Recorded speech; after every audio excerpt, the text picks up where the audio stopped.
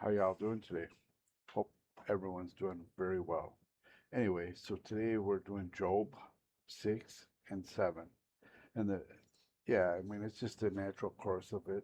And I just wanted to share because, you know, some of you guys know my story. I'm a recovering junkie, and I've been in the program for over 40 years now. And during that journey, I've taught a lot of people, I've helped a lot of people, and a lot of people have helped me. And so as I'm reading 6 here, I 100% can relate. And I think that a lot of us who are struggling with addiction or any kind of addiction to anything will be able to relate to this. So, that's just how it is. So, Job, 6, 2, if only my anguish could be weighed and all my misery be placed on a scale, it would surely outweigh the sand of the seas. Amen. Amen. And so, as a recovering junkie, well, and I shouldn't even say junkie because that kind of is derogatory. As a recovering addict, I have been there. The sorrows that I harbor and that I hold and place on my shoulders is why I did what I did in the first place. And a lot of people may or may not agree with me, but I think that my use during that time saved my life. And it did so because I probably would have offed myself. It was too much to bear. And so that was my escape. Well, then it became an addiction, and it was a tough thing to kick to the curb. Truly, it was. And so I can relate to this 100% as somebody who has struggled with addictions. And so, yeah, no wonder my words have been impetuous or impetuous. The arrows of the Almighty are in me.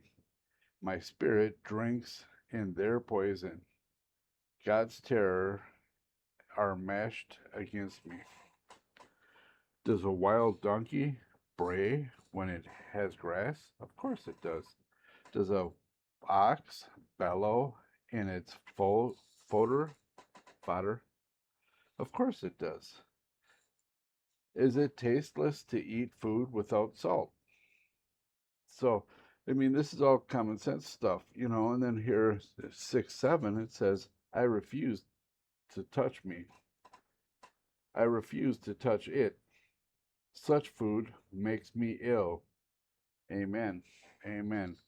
So, and that's how recovery works for me, because if I refuse to touch that first drink or hit or shot or whatever, snort, if I refuse that, then I know that it'll make me sick and ill. However, the when you stop using, all of a sudden all that weight you're carrying on your shoulders is present. It's right there on your shoulders, and that's the reason why you started using in the first place. So what do you do with that?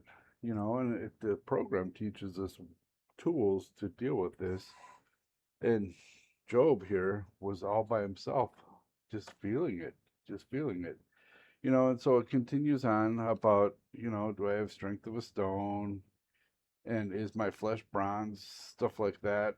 He just keeps going on this kind of parables about how he's suffering, which I would be too.